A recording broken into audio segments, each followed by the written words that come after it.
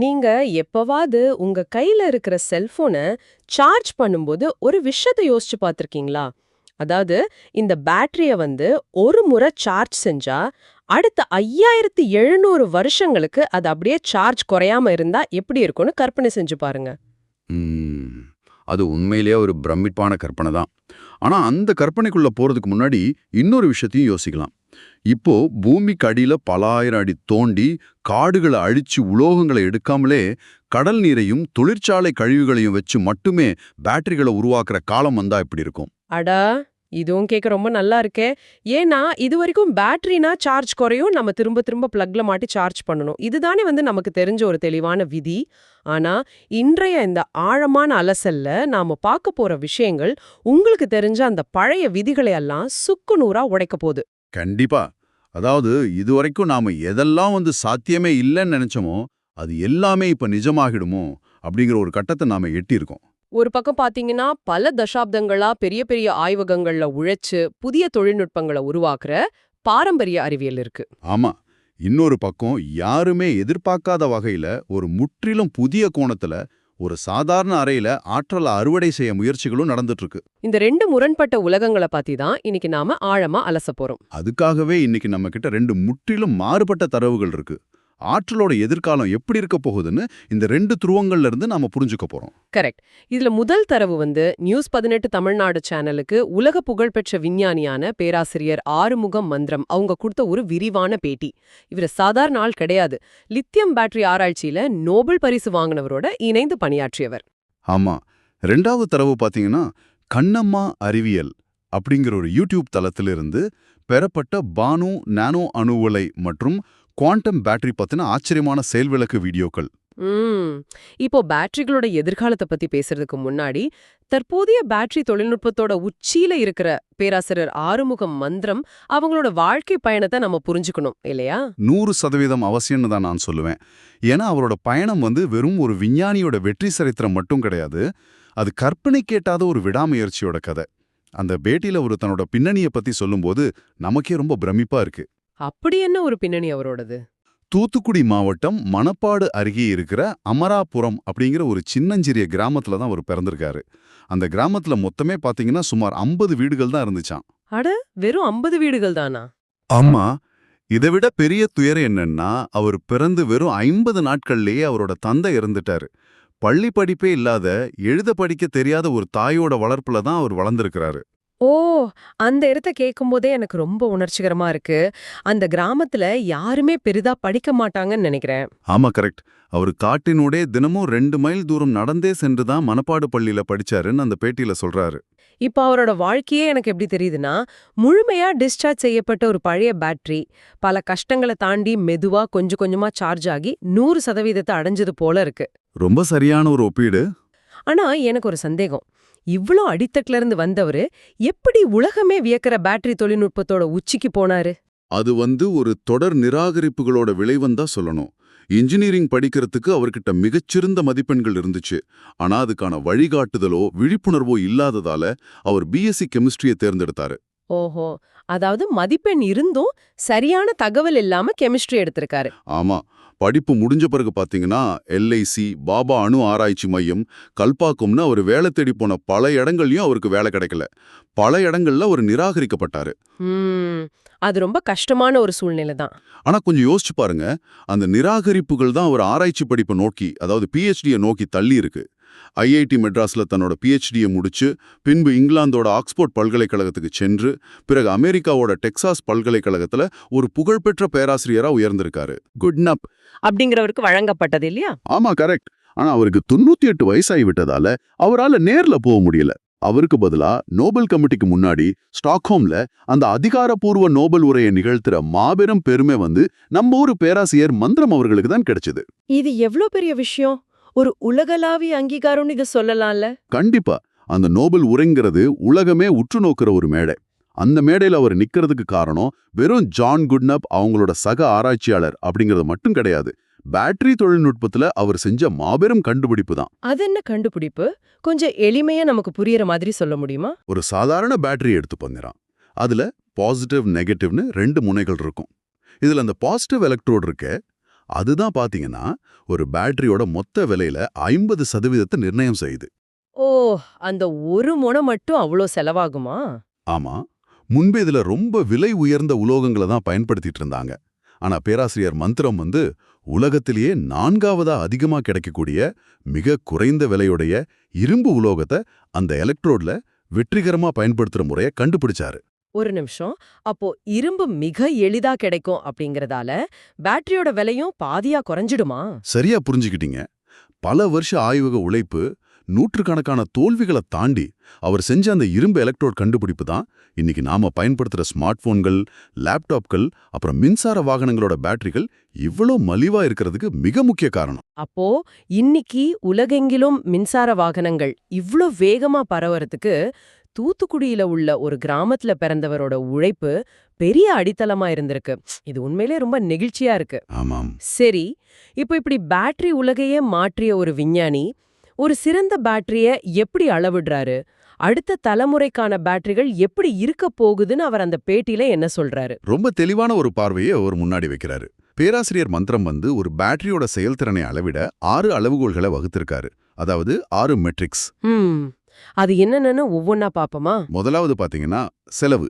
ஒரு பேட்டரியை உருவாக்குறது மலிவா இருக்கணும். 2வது பாதுகாப்பு. அதாவது நாம சட்ட பாக்கெட்ல வச்சிருக்கும் போதோ அல்லது கார்ல போகும்போதோ அது சூடாகி தீப்பிடிக்காம இருக்கணும். 3வது எனர்ஜி டென்சிட்டி. அதாவது ஒரு முறை முழுமையா சார்ஜ் செஞ்சா அது எவ்ளோ அதிக நேரம் உழைக்கும் அப்படிங்கறதான் அந்த எனர்ஜி டென்சிட்டி. கரெக்ட். நாம ஃபோன் வாங்கும்போது கூட எத்தனை எம்ஏஹெச் பேட்டரின்னு இதுதான் செக் பண்ணுவோம். அடுத்ததா 4வது பவர் டென்சிட்டி. இது எனர்ஜி டென்சிட்டிலேருந்து மாறுபட்டது. பவர் டென்சிட்டிங்கிறது எவ்வளோ வேகமா அந்த எனர்ஜியை உள்ள செலுத்த முடியும் அல்லது வெளியே எடுக்க முடியும் அப்படிங்கிறது. ஓ, அப்போ நம்ம போன்ல இருக்கிற ஃபாஸ்ட் சார்ஜிங் தொழில்நுட்பம் மாதிரி? ஆமா, அதேதான். 5வது பாத்தீங்கன்னா சைக்கிள் லைஃப். ஒரு பேட்டரியை எத்தனை முறை சார்ஜ் செஞ்சு டிஸ்சார்ஜ் செஞ்சாலும் அதோட திறன் குறையாம, அதாவது பேட்டரி ஹெல்த் குறையாம நீடிக்கிறது. அப்புறம் இறுதியா 6வது அளவுகோல் சுற்றுச்சூழல் பாதிப்பு. கொஞ்சம் இருங்க. இந்த 6வது பாயிண்ட்ல எனக்கு ஒரு பெரிய முரண்பாடு தோணுது.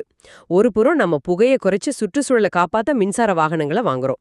ஆனா மறுபுறம் அந்த வாகனங்களுக்கான லித்தியம் பேட்டரிகளை தயாரிக்க பூமிக்கு அடியில பல 1000 அடி தோண்டி காடுகளை அழிக்கிறோமே. இதுவே ஒரு பெரிய முரண்பாடா இருக்கே. நீங்க சொல்ற இந்த முரண்பாட்டை அவரும் மிக ஆழமா உணர்ந்திருக்காரு. தற்போது பயன்பாட்டில் இருக்கிற லித்தியம் பேட்டரிகள் எடை குறைவானவை, அதுல அதிக எனர்ஜி டென்சிட்டி இருக்கு அப்படிங்கிறதுல எந்த சந்தேகமும் இல்ல. ஆனா அந்த லித்தியம் சுரங்கங்களால மிகப்பெரிய புவிசார் அரசியல் பிரச்சனைகளும் மிக கொடூரமான சுற்றுச்சூழல் பாதிப்புகளும் வருது. அப்போ இதுக்கு என்னதான் தீர்வு? இதுக்காகத்தான் உலகெங்கிலும் உள்ள விஞ்ஞானிகள் அடுத்த கட்ட தீர்வை நோக்கி நகர்றாங்க. இதுக்கான மாற்று என்னன்னு அவர் சொல்றாரு தெரியுமா? சோடியம் அயான் மற்றும் லித்தியம் சல்ஃபர் பேட்டரிகள். சோடியம் அயான் பேட்டரியா? சோடியம்னா நம்ம அன்றாடம் உணவுல சேர்க்கிற உப்பு தானே? அது கடல்ல கொட்டி கிடக்கிறதே. அதேதான். சோடியம் நம்ம கடல்ல பல மில்லியன் டன்களா தாராளமா கிடைக்குது. இதுக்காக பூமியை தோண்ட வேண்டியதில்ல.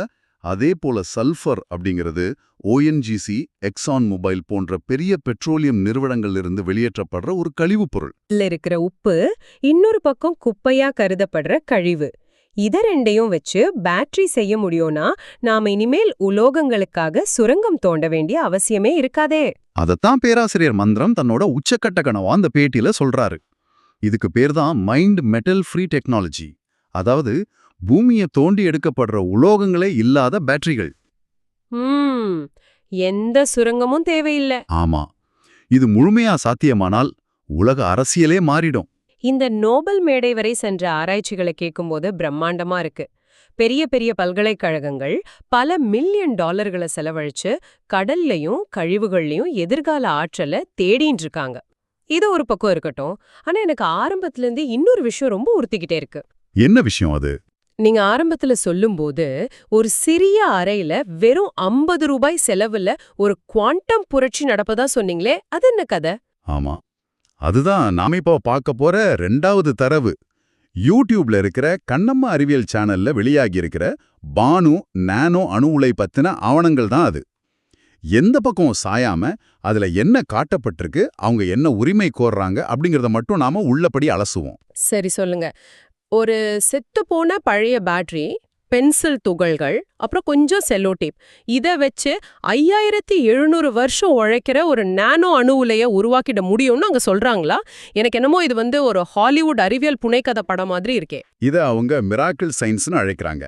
இதோட செயல்முறையை அவங்க வீடியோல காட்டும்போது ரொம்ப எளிமையானதா தெரியுது. சீனாவில் தயாரிக்கப்பட்ட ஒரு சாதாரண 1.5 வோல்ட் ஏஏ ஜெல் பேட்டரி, அதாவது ஒரு பழைய டியூராசெல் பேட்டரி, அதோட நேர் மற்றும் எதிர் முனைகள்ல செலோடேப் மூலமா 2 கிராஃபைட் குச்சிகளை ஒட்டி வச்சிருக்காங்க.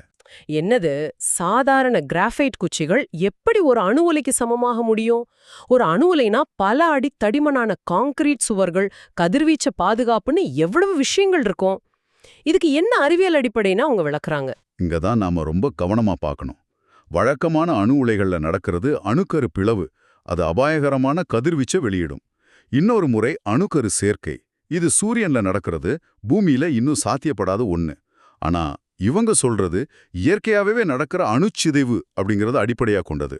கொஞ்சம் நிறுத்துங்க. இந்த அணுச்சிதைவு அல்லது பீட்டா டிகே அப்படின்னா எனக்கு புரியற மாதிரி ரொம்ப எளிமையா சொல்ல முடியுமா? நிச்சயமா. இதை இப்படி புரிஞ்சுக்கோங்க. சாதாரண கார்பன் நிலையானது. ஆனா கார்பன் 14 எனப்படும் ஐசோடோப்ல 2 நியூட்ரான்கள் அதிகமா இருக்கும். அது அளவுக்கு அதிகமா திணிக்கப்பட்ட ஒரு சூட்கேஸ் மாதிரி. எப்படியாவது அந்த அதிகப்படியான ஆற்றலை வெளியேற்ற துடிக்கும். ஓஹோ. அப்படி தன்னோட அதிகப்படியான ஆற்றலை அது ஒரு எலக்ட்ரானா வெளியே வீசும். இதுதான் அணுச்சிதைவு. இந்த கார்பன் 14 பாத்தீங்கன்னா இயற்கையாகவே 5730 ஆண்டுகள் தொடர்ந்து இப்படி சிதைந்து கொண்டே இருக்கிற ஆற்றல் கொண்டது. ஒரு நிமிஷம். இந்த கார்பன் 14 அப்படிங்கிறது டைனோசர் எலும்புகள் அல்லது பழங்கால பொருட்களோட வயதை கண்டுபிடிக்க விஞ்ஞானிகள் பயன்படுத்துவாங்களே, அதே பொருள் தானே? ஆமா, அதேதான். அதுல இருந்து எப்படி மின்சாரம் எடுக்க முடியும்? மோட்டார் எப்படி சுழற்ற முடியும்? அதத்தான் அவங்க தங்களோட கண்டுபிடிப்பா சொல்றாங்க. குவாண்டம் ரெசனன்ஸ் மற்றும் நியூட்ரான் டெக்னாலஜி மூலமா எந்த வெப்பமோ வெடிப்போ அபாயகரமான கதிர்வீச்சோ இல்லாம இந்த கார்பன் 14 வீசுற எலக்ட்ரான்களை அறுவடை செய்யறதா அந்த வீடியோக்கெல்லாம் அவங்க ஆவணப்படுத்தியிருக்காங்க. இதோட அர்த்தம் என்ன? ஒரு முறை அந்த செட்டப்பை உருவாக்கிட்டா அதை சார்ஜ் செய்யாமலேயே அதிலிருந்து பலாயிரம் வருஷங்களுக்கு மின்சாரம் வந்துட்டே இருக்குமா? இதை எப்படி நிரூபிக்கிறாங்க? யாராவது அதை செக் பண்ணி பார்த்திருக்காங்களா? அந்த யூடியூப் சேனல் தரவுகள்ல சில நேரடி செயல் விளக்க வீடியோக்களையும் அவங்க முன்னாடி வைக்கிறாங்க. கிளாசிக்கல் அறிவியலின்படி சார்ஜ் முழுவதும் தீர்ந்து செத்துப்போனதா கருதப்பட்ட ஒரு பழைய டியூராசெல் பேட்டரியில இந்த கிராஃபைட் மற்றும் செல்லோடேப் முறையை பயன்படுத்தி 36 நாட்கள்ல 36 ஆம்பியர் ஆற்றலை அறுவடை செஞ்சதா சொல்றாங்க. அட, நிஜமாவா? ஆமா. அதை வச்சு ஒரு 5 வோல்ட் டிசி மோட்டாரை 20 வினாடிகள் வெற்றிகரமா இயக்கி வீடியோவாவே வெளியிட்டிருக்காங்க. மேலும் அந்த கண்ணம்மா கரைசல் தொழில்நுட்பம் மூலமா தொடர்ந்து 5 நாட்கள் ஒரு எல்இடி விளக்கு எரியற காட்சிகளும் அதுல இருக்கு. இந்த ஒளி வீசுற எல்இடி விளக்குகளும் சுழலுற மோட்டார்களுமே இதுக்கு நேரடி சாட்சிகளா அவங்க தரப்புல முன்வைக்கப்படுது. ஒருவேளை இது உண்மையா இருந்தா மனித வரலாற்றிலே இது ஒரு மிகப்பெரிய புரட்சி. ஆனா உலகத்தை மாத்தக்கூடிய இவ்ளோ பெரிய விஷயத்த அதிகாரப்பூர்வமா எங்காவது பதிவு செஞ்சிருக்காங்களா? இல்ல வெறும் யூடியூப் வீடியோவோட நிறுத்திட்டாங்களா? இல்ல, இதுல இன்னொரு முக்கியமான குறிப்பும் இருக்கு. இதுக்கான காப்புரிமை இங்கிலாந்துல பெறப்பட்டிருக்கிறதா சொல்றாங்க. இருங்க, இங்கிலாந்துல காப்புரிமையா? அதுக்காக பல மில்லியன் செலவு செஞ்சிருப்பாங்களே. அதுதான் இல்ல. வெறும் 60 பவுண்டுகள், அதாவது சுமார் 6000 ரூபாய் செலுத்தி இங்கிலாந்துல விண்ணப்பித்திருக்கிறதா சொல்றாங்க. ஓ, அப்படியா? ஆமா, மேலும் இந்த கண்டுபிடிப்பாளரோட மகள் இயல் இங்கிலாந்துல ஆஸ்ட்ரோபிசிக்ஸ் படிச்சு வருவதாகவும் அங்குள்ள ஆய்வகங்கள்ல இந்த அறிவியலை சர்வதேச அளவுல நிரூபிக்க இருப்பதாகவும் இந்த தரவுகள்ல தெளிவா குறிப்பிட்டிருக்காங்க. ஆமாடி. இந்த 2 விஷயங்களையும் கேட்கும்போது எனக்கு ஒரு ஒப்பீடு தான் நினைவுக்கு வருது. இது எப்படி இருக்குன்னா, ஒரு மிகப்பெரிய 5 ஸ்டார் உணவகத்தோட சமையல் குறிப்பையும் ஒரு தெருவோர கடையோட ரகசிய மசாலாவை ஒப்பிடுறது போல இருக்கு. ரொம்ப பொருத்தமான ஒப்பீடு. ஏன்னா 5 ஸ்டார் உணவகம் அப்படிங்கிறது பல தசாப்தங்களா பல 100 பேர் சேர்ந்து உருவாக்குற மெனு. ஆனா தெருவோர கடையிலோ கண் முன்னே தணல்ல மசாலாவை தூவி சுட சுட உணவை தராங்க. ரெண்டுமே பாத்தீங்கன்னா நமது பசியை போக்க, அதாவது நமது ஆற்றல் தேவையை தீர்க்க முயலுது. ஆனா அதோட பாதைகள் முற்றிலும் வேறுபட்டவை. இந்த 2 துருவங்களையும் நாம் எப்படி புரிஞ்சுக்கிறது? நீங்க சொன்ன அந்த ஒப்பீடு மிகச்சரியானது. பேராசிரியர் மந்திரம் தரப்புல நாம பாக்குறது கிளாசிக்கல் அறிவியல் முறை. அங்க ஒரு ஆராய்ச்சி வழியா வர பல ஆண்டுகள் பிடிக்கும். பாதுகாப்பு சோதனைகள் நடக்கும். 1060க்கும் மேற்பட்ட சர்வதேச ஜேர்னல் கட்டுரைகள், 83க்கும் மேற்பட்ட PhD மாணவர்களை உருவாக்குன ஒரு சிஸ்டமேட்டிக் அணுகுமுறை அங்க இருக்கு. அது படிப்படியா சக விஞ்ஞானிகளால மதிப்பாய்வு செய்யப்பட்டு முன்னெடுக்கப்படுற அறிவியல். ஆமா. ஆனா கண்ணம்மா அறிவியல் தரப்புல பாத்தீங்கன்னா அவங்க எப்படி இவ்ளோ சீக்கிரம் முடிவுகளை காட்டுறாங்கன்னு யோசிக்க தோணும். அங்க அவங்க பயன்படுத்துற வார்த்தையை கவனிக்கணும். இது அவங்க classical macroscopic quantum mechanical effect அப்படின்னு சொல்றாங்க. அம்மாடி, கொஞ்சம் நிறுத்துங்க. எனக்கே மூச்சு வாங்குது. இந்த classical macroscopic quantum mechanical effect அப்படின்னா என்ன அர்த்தம்னு எனக்கு புரியுற மாதிரி ரொம்ப சிம்பிளா சொல்லுங்க. அதாவது குவாண்டம் அறிவியல் அப்படிங்கிறது அணுக்களுக்கு உள்ளே நடக்கிற மிக மிக சிறிய கண்ணுக்கு தெரியாத ஒரு செயல்பாடு. அதை ஒரு மேஜை மேல இருக்கிற பேட்டரியிலையோ அல்லது ஒரு பெரிய மோட்டார்லயோ நேரடியா கண்ணால பார்க்கும்படி வேலை செய்ய வைக்கிறது தான் இந்த மேக்ரோஸ்கோபிக் எஃபெக்ட். ஓ, அதனாலதான் அவங்க ஆய்வக கட்டுரைகளை வெளியிடுறதை விட நேரா செயல் விளக்கங்களை காட்டுறாங்களா? கரெக்ட். நேடியா எல்இடி விளக்கு எரியறதையும் மோட்டார் சுழல்றதையும் முன்னிறுத்துறாங்க. நாம இங்க யாருக்கும் தீர்ப்பு வழங்க வரல. இது சரியா அது தவறான்னு சொல்ற இடத்துலயும் நாம இல்ல. ஆனா இந்த ரெண்டு தரவுகளையும் இணைச்சு பார்த்தா ஒரு மிகப்பெரிய உண்மை நமக்கு புலப்படும். அது என்ன உண்மை? அதத்தான் நானும் தெரிஞ்சுக்க ஆவலா இருக்கேன். உலகம் தற்போதைய ஆற்றல் மூலங்கள்ல எப்படியாவது தப்பிச்சு வெளியே வர துடிக்குது. வளைகுடா நாடுகளை நம்பியிருக்கிற பெட்ரோலா இருக்கட்டும் அல்லது சீனா மற்றும் ஆப்பிரிக்காவில் உள்ள லித்தியம் சுரங்கங்களா இருக்கட்டும், இந்த புவிசார் அரசியல்ல இருந்து உலக நாடுகள் விடுபட விரும்புறாங்க. ஆமா, அது 100% உண்மை. இந்த விடுதலை பாத்தீங்கன்னா நோபல் பரிசு வாங்கின விஞ்ஞானிகள் உருவாக்குற பல பில்லியன் டாலர் மதிப்புள்ள சோடியம் அயான் பேட்டரி வழியாகவும் நடக்கலாம். அல்லது யாரும் எதிர்பாராத வகையில ஒரு சாதாரண அறையில 50 ரூபாய் செலவுல உருவார குவாண்டம் சிதைவு புரட்சியாகவும் இருக்கலாம். தேடல் ஒண்ணுதான், உலகை ஆற்றல் பஞ்சத்திலிருந்து காப்பாத்தணும் அப்படிங்கிறது தான். ஆனா அவங்க தேர்ந்தெடுத்த பாதைகள் தான் வெவ்வேறானவை. ரொம்ப அழகா தொகுத்து சொன்னீங்க. இன்னைக்கு நாம பேட்டரி தொழில்நுட்பத்தோட 2 வெவ்வேறு எல்லைகளை பார்த்தோம். ஒரு புறம் சப்ளை செயின், ஜியோபாலிட்டிக்ஸ், பாதுகாப்புன்னு அனைத்தையும் கணக்குல கொண்டு பல வருஷங்களா கடல்ல இருந்து ஆற்றலை எடுக்கிற பெருமுயற்சி. மறுபுறம் கார்பன் 14 ஐசோடோப்பை வச்சு 5730 வருஷங்கள் உழைக்கிற ஒரு 50 ரூபாய் நானோ அணு உலைக்கான உரிமை கோரல். அறிவியல் போராட்டங்களை கொஞ்சம் எண்ணி பாருங்க. அந்த சின்னஞ்சிறிய பேட்டரிக்குள்ள ஒளிஞ்சிருக்கிற பலாயிரம் மணி நேர உழைப்ப அல்லது இனிமேல் ஒழிய போகிற குவாண்டம் அதிசயங்களை நினைச்சு பாருங்க. நிச்சயமா நாம் அனைவரும் ஒரு பெரும் ஆற்றல் மாற்றத்தோட வாசல்ல நிக்கிறோம் அப்படிங்கிறது மட்டும் உறுதி. எந்த பக்கம் இருந்து தீர்வு வந்தாலும் அது மனிதகுலத்தோட அடுத்த பாய்ச்சலாகவே இருக்கும். ஆமா, அதுல எந்த சந்தேகமும் இல்ல. விடை பெறுவதற்கு முன் உங்ககிட்ட ஒரு மிக முக்கியமான கேள்வியை விட்டுட்டு செல்றோம். ஒருவேளை அந்த யூடியூப் வீடியோக்கள்ல சொல்லப்படுற அந்த 50 ரூபாய் குவாண்டம் பேட்டரி தொழில்நுட்பம் உண்மையிலேயே உலகளவுல சாத்தியமாகிட்டா என்ன நடக்கும்னு கற்பனை செஞ்சு பாருங்க.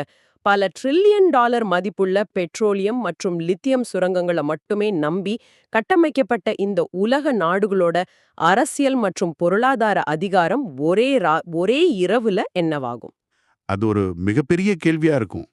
நாளைய உலக ஆள போறது பில்லியன் டாலர் பட்ஜெட்ல பெரிய பெரிய ஆய்வகங்களை வச்சிருக்கிற பெருநிறுவனங்களா, அல்லது ஒரு சிறிய அறையில செல்லோ டேப் மற்றும் பென்சில் துகள்களை வச்சு புதிய அறிவியலை எழுதுற சாமானியர்களா?